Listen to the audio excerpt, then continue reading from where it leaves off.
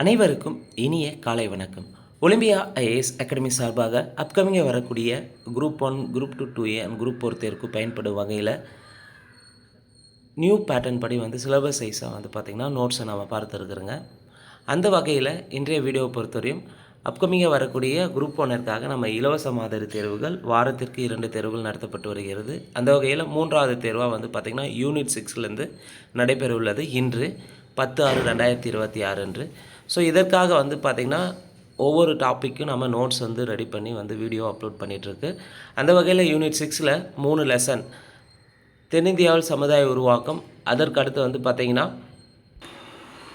Ethics book 11th எத்திக்ஸ்லேருந்து தமிழக பண்பாடு, அதற்கு அடுத்து தமிழ் இலக்கியங்களினுடைய சான்றுகள்ன்ட்டு 3 லெசன்லேருந்து இன்று நடைபெறவுள்ளது. இதற்கான நோட்ஸை தான் நம்ம இந்த வீடியோவில் முழுமையாக பார்க்க போகிறோங்க.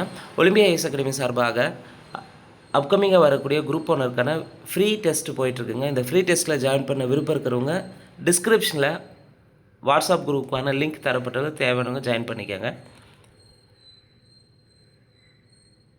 யூனிட் 6ல் நமக்கு சிலபஸ் படி பார்த்திங்கன்னா இருக்கக்கூடியது இது தென்னிந்தியாவில் சமுதாய உருவாக்கம். இந்த லெசனை பொறுத்தவரையும் 11th ஹிஸ்ட்ரி நியூ புக்கில் 5th லெசனாக இடம்பெற்றிருக்கும்.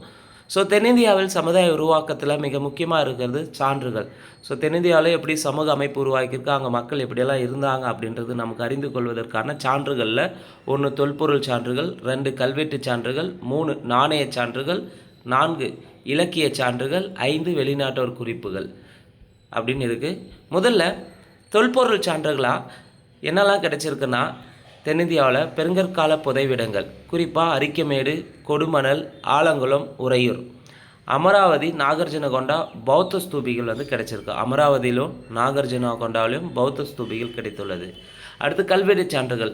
கல்வெட்டு சான்றை பொறுத்தவரையும் அசோகரின் பிராகிருத கல்வெட்டுகள் குறிப்பிடுகின்றன. தென்னிந்திய வரலாறை பற்றி தமிழ் பிராமி கல்வெட்டுகளும் குறிப்பிடுகின்றன. குறிப்பாக மாங்குளம், ஜம்பை, புகழூர் ஆகிய இடங்களில் கிடைத்த கல்வெட்டுகளின் மூலம் தென்னிந்திய சமுதாய வரலாறை அறிந்து கொள்ள முடிகிறது.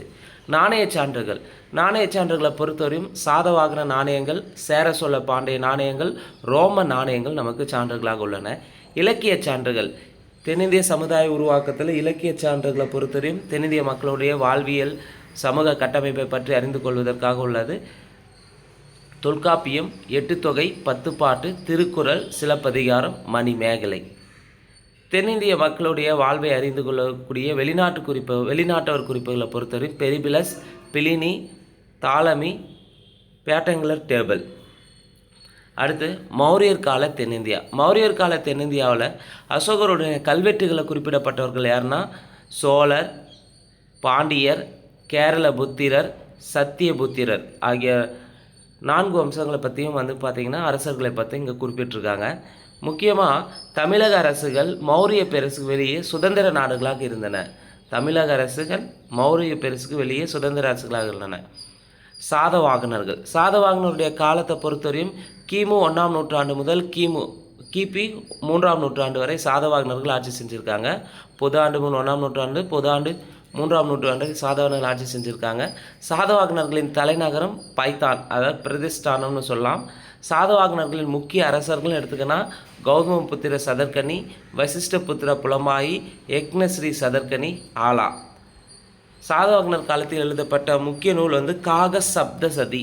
இந்த நூலை எழுத ஆலா எழுதியிருப்பாங்க. இவர்களுடைய முக்கியத்துவம் பார்த்திங்கன்னா நிலமானை முறை தொடங்கியிருக்கும், பௌத்த மதம் வளர்ச்சி பெற்றிருக்கும், ரோம வணிகம் வளர்ச்சி பெற்றது. அடுத்து மிக முக்கியமானது நமக்கு எக்ஸாம் பாயிண்ட் ஆஃப்ல சங்ககாலம். சங்ககாலனாவே கிமு 300லேருந்து கிபி 300 வரை. சங்ககாலம் என்பது கிமு 300லேருந்து கிபி 300ன்னு சொல்லலாம். சங்க காலத்தை சேர சோழ பாண்டியர்களுடைய வரலாறு தான் மிக முக்கியமாக குறிக்கிறது. சோழரை பொறுத்தவரையும் சோழர்களின் தலைநகர் உறையூர், துறைமுகம் காவேரி பூம்பட்டினம், சின்னம் புலி. சோழர்களின் மிக முக்கியமான அரசர்கள் கரிகால சோழன். இவருடைய சாதனைன்னு எடுத்துக்கிட்டிங்கன்னா வெண்ணி பரந்தலை போர், கல்லணை கட்டியிருப்பார், நீர்ப்பாசன வளர்ச்சி. சேரர்களின் தலைநகரம் வஞ்சி. துறைமுகங்களை பொறுத்தவரை சேரர்களுக்கு முசிறியும் இருந்திருக்கு, தொண்டியும் இருந்திருக்கு. சேரர்களின் சின்னம் வில் மற்றும் அம்பு. முக்கிய அரசர்கள் நெடுஞ்சேரலாதன், சேரன் செங்குட்டுவன். பாண்டியர்களின் தலைநகரம் மதுரை, துறைமுகம் கொற்கை, பாண்டியர்களின் சின்னம் மீன். பாண்டியர்களுடைய முக்கிய அரசர்கள் நெடுஞ்செழியன், முதுகுடுமி, பெருவழுதி. 5 இணைகளை பார்க்கலாம். 5 இணையை பொறுத்தவரைக்கும் குறிஞ்சி, முல்லை, மருதம், நெய்தல், பாலை. குறிஞ்சினா மலை சார்ந்த பகுதி, அங்கே தொழில் வந்து வேட்டையாடுதல். முல்லைனா காடு சார்ந்த பகுதி, தொழில் வந்து கால்நடை வளர்ப்பு. மருதம் வயல் சார்ந்த பகுதி, வேளாண்மை. நெய்தல் கடற்கரை சார்ந்த பகுதி, மீன் பிடித்தல். பாலை வறண்ட பகுதி, கொள்ளையடித்தல், இடம்பெயர்தல். அடுத்து அரசியல் அமைப்பை பொறுத்தவரையும் 3 நிலைகளில் காணப்படுகிறது. கிழார்னா கிராம தலைவர், வேளிர்னா குறுநில மன்னர், வேந்தர்னா பேரரசர். முக்கிய வேளிர்கள்னா அதியமான், பாரி, ஆய், இருங்கோவல். தென்னிந்திய சமுதாயத்தின் பொருளாதார பொறுத்தவரை குறிப்பாக சங்க காலத்தில் முக்கிய தொழில்களாக இருந்தவை வேளாண்மை, நெசவு தொழில், இரும்பு தொழில், மணி செய்தல், மட்பாண்டமும் இருந்தன. சங்க காலத்தில் வணிகமை பொறுத்தவரையும் 3 வகையான வணிகங்கள் இருந்தது. உள்நாட்டு வணிகம், கடல்சார் வணிகம், ரோம நாட்டுடன் வணிகங்கள் மேற்கொண்டன. ரோம நாட்டிலிருந்து என்னெல்லாம் இறக்குமதி செஞ்சாங்கன்னா தங்கம், வெள்ளி, கண்ணாடி பொருட்கள், அம்போரா ஜாடிகள். கீழடி சங்க காலத்தை அறிந்து கொள்வதற்கும் தமிழர்களுடைய வரலாறு அறிந்து கொள்வதற்கும் மிக முக்கிய கண்டுபிடிப்புகளில் இருக்கக்கூடியது கீழடி. கீழடியை பொறுத்தவரையும் என்னென்ன கண்டுபிடிச்சிருப்பாங்கன்னா தமிழ் பிராமி எழுத்துக்கள் கண்டுபிடிக்கப்பட்டன. செங்கற் கட்டிடங்கள், நெசவு தொழில் சான்றுகள் கிடைச்சிருக்கு. இரும்பு பொருட்கள், விளையாட்டு பொருட்கள் வந்து கீழடியில் கிடைத்துள்ளன. ஸோ இங்கே முக்கியத்துவமாக என்னன்னு சொல்லலாம், கிமு 6ஆம் நூற்றாண்டிலே நகரமயமாக்கல் இருந்தது என்பது கீழடி அகழாயின் மூலம் தெரிய வந்துள்ளது. அடுத்து பொருணை நாகரிகம். பொருணை நாகரிகம் எங்கெல்லாம் இருக்குதுன்னு பார்த்தீங்கன்னா முக்கியமாக ஆதிச்சநல்லூர், சிவகலை, கொற்கை. இங்கே பொருணை நாகரிகத்தை பற்றி கண்டுபிடித்த அகழ்வாயில் என்னெல்லாம் கண்டுபிடிச்சிருக்காங்கன்னா ஈம தாழிகள், பொன் நெற்றி பட்டம், வெண்கல பொருட்கள், இரும்பு ஆயுதங்கள், தமிழ் பிராமி எழுத்துக்கள். ஸோ சிவகலையில் நெல்லை வந்து அகழ்வாய்வு செய்ததில் அதனுடைய காலம் கிமு 1155 என்று அறியப்பட்டுள்ளது. குறிப்பாக தென்னிந்தியாவில் மதங்களை பொறுத்தவரையும் பௌத்த மதம் பரவி இருக்கு. பௌத்த மதம் அமராவதி, நாகார்ஜுனகொண்டா, காஞ்சிபுரம். சமண மதத்தை பொறுத்தவரையும் தமிழ் பிராமி குகை கல்வெட்டுகளில் காணப்படுகிறது. சமண மதம் தமிழகத்தில் அதிக செல்வாக்கோடு விளங்கியுள்ளது. வேத மதத்தை பொறுத்தவரையும் வேள்விகள் நடைபெற்றிருக்கு. வர்ணாசிரமம் முழுமையாக நிலைநிறுத்தப்படவில்லை. களப்பிரர்கள் காலத்தை பொறுத்தவரையும் பொது ஆண்டு 300லேருந்து பொது ஆண்டு 600 வரை தான் ஆண்ட காலம் களப்பிரர் காலம். மெயினாக சமண மதமும் பௌத்தமும் வளர்ச்சி பெற்ற காலம் தான் இது களப்பிரர் காலம்னு சொல்லலாம். திருக்குறள் தோற்றம், 17 கீழ்கணக்கு நூல்கள், சிலப்பதிகார, மணிமேகலை ஆகிய நூல்கள் எல்லாமே களப்பிரர்கள் ஆட்சி காலத்தில் தோன்றியிருக்கும். ஸோ பொதுவாக இங்கே களப்பிரர்கள் காலம் இருண்ட காலம்னு சொல்லலாம். ஆனால் வந்து அதனுடைய காலம் வந்து இருண்ட காலமா அப்படின்னா கிடையவே கிடையாது. ஸோ மூவேந்தர்களுக்கான ஷார்ட்ஸாக சொல்லணும்னா மூவேந்தர் வந்து சேரர்கள் வில்லு, சோழர்களுடைய சின்ன புலி, பாண்டியர்கள் மீன். மூவேந்தர்களுடைய முக்கிய துறைமுகங்கள் சோழர்கள் துறைமுகம் புகார், சேரர்கள் முசிறி, பாண்டியர் கொற்கை. முக்கிய அரசர்கள்னு எடுத்துக்கினா கரிகாலன், செங்குட்டுவன், நெடுஞ்செழியன், கௌதமபுத்திர சதக்கனி. முக்கிய நூல்கள்னால் தொல்காப்பியம், 8 தொகை, 10 பாட்டு, திருக்குறள், சிலப்பதிகாரம், மணிமேகலை, காக சப்தசதி. முக்கிய அகழாய்வுகள் கீழடி அகழாய்வு, ஆதிச்சநல்லூர், சிவகலை, கொற்கை, அரிக்கமேடு. பொருணை நாகரிகத்தை பொறுத்தவரையும் 3200 ஆண்டுகள் பழமை வாய்ந்ததுன்னு சொல்லலாம். ஸோ இதுவரையும் நம்ம இந்த ஃபஸ்ட் லெசனை வந்து பார்த்திங்கன்னா நம்ம சிலபஸ் வைஸ் நடக்கக்கூடிய எக்ஸாமுக்காக தென்னிந்தியாவில் சமுதாய உருவாக்கம் யூனிட் 6லேருந்து. ஸோ தென்னிந்தியாவில் சமுதாய உருவாக்கத்தை பொறுத்தவரை என்னென்ன சான்றுகள் இருக்குது? தொல்பொருள் சான்றுகள், கல்வெட்டு சான்றுகள், நாணயம், இலக்கியம். தொல்பொருள்னால் அரிக்கமேடு, கீழடி, ஆதிச்சநல்லூர். கல்வெட்டை பொறுத்தவரையும் அசோகர் கல்வெட்டு, தமிழ் பிராமி கல்வெட்டு. நாணயத்தை பொறுத்தவரையும் சேர, சோழ, பாண்டியர், ரோம நாணயங்கள். இலக்கியத்தை பொறுத்தவரையும் தொல்காப்பியம், 8 தொகை, 10 பாட்டு வந்து நமக்கு வந்து சான்றுகளாக உள்ளன. தென்னிந்திய அரசுகளை பொறுத்தவரையும் சாதவாகனர், மூவேந்தர், களப்பிரர். சாதவாகனர்களின் தலைநகரம் பிரதிஷ்டானம். கௌதமபுத்திர சதக்கனி மிக முக்கிய அரசராக இருந்திருப்பார். மூவேந்தர்கள் சேர, சோழ, பாண்டியர் ஆட்சி செஞ்சுருப்பாங்க.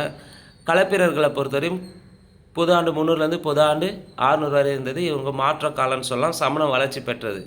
ஸோ மூவேந்தர்கள் ஒரே பாடல் சொன்னால் அரசை பொறுத்தவரையும் சேரர்களின் தலைநகர் வஞ்சி, சின்னம் வில், துறைமுகம் முசிறி. சோழர்கள் தலைநகர் உறையூர், சின்னம் புலி, துறைமுகம் புகார். பாண்டியர் வந்து மதுரை, தலைநகர் மதுரை, சின்னம் மீன், துறைமுகம் கொற்கை.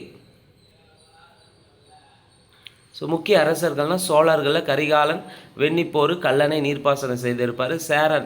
சேரர்களை பொறுத்தவரையும் சேரன் செங்குட்டுவன் முசிறி பாதுகாப்புக்காக மிக முக்கிய பங்காற்றியிருப்பார். பாண்டியர்கள் பாண்டிய நெடுஞ்செழியன் தலையானகர போரில் வெற்றி பெற்றிருப்பார். 5 இணைகளை பொறுத்தவரையும் குறிஞ்சி, முல்லை, மருதம், நெய்தல், பாலை.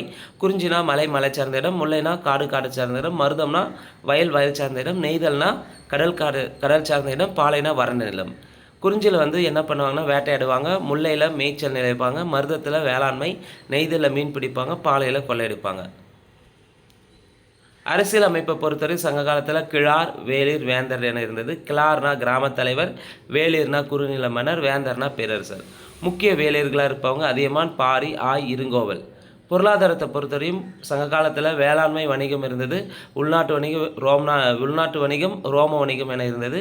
ரோம வணிக சான்றுகளாக கிடைப்பவை ரோம நாணயங்கள், அம்போரா ஜாடிகள், கண்ணாடி பொருட்கள். கீழடியை பொறுத்தவரையும் தமிழ் பிராமி எழுத்துக்கள் பொறிக்கப்பட்ட கிடைச்சிருக்கும். நகரம் கிமு 6ஆம் நூற்றாண்டுன்னு சொல்லலாம். நெசவு தொழிலில் இருந்து இரும்பு பொருட்கள் கண்டுபிடிக்கப்பட்டன. கிமு 580 தமிழ் பிராமி நகரமாக்கல் சான்று கிடைத்துள்ளன. பொருணை நாகரிகத்தை பொறுத்தவரையும் ஆதிச்சநல்லூர், சிவகலை, கொற்கை ஆகிய இடங்களில் அகழ்வாய்வு செய்யப்பட்டதன் மூலம் பொருணை நாகரிகம் கண்டறியப்பட்டுள்ளன. குறிப்பாக ஆதிச்சநல்லூர் ஈமத்தாளி, சிவகலையில் நெல்மணி, கொற்கையில் துறைமுகம். சிவகலையினுடைய காலம் கிமு 1155. மதங்களை பொறுத்தவரை தென்னிந்தியாவில் பௌத்தம், சமணம், வேத மதங்கள் இருந்திருக்கு. குறிப்பாக பௌத்தமும் சமணம் மிக அதிக அளவில் வளர்ச்சி பெற்றுள்ளன. இது பார்த்திங்கன்னா ரிவிஷனுக்கு லாஸ்ட் மினிட்ஸில் ரொம்ப ஹெல்ப்ஃபுல்லாக இருக்கும். அடுத்து பார்த்திங்கன்னா எத்திக்ஸ் 11th எத்திக்ஸ்லேருந்து தமிழக பண்பாடு, அதற்கடுத்து தமிழ் இலக்கிய சான்றுகளிலிருந்து 2 லெசன்ஸை நம்ம பார்க்கலாங்க. இந்த வீடியோ உங்களுக்கு பிடிச்சிருந்தால் லைக் பண்ணுங்கள், கமெண்ட் பண்ணுங்கள். மறக்காமல் டிஎன்பிஎஸ்சி எக்ஸாமுக்கு ப்ரிப்பேர் பண்ணுற உங்கள் ஃப்ரெண்ட்ஸ்க்கு ஷேர் பண்ணுங்கள். நன்றி, வணக்கம்.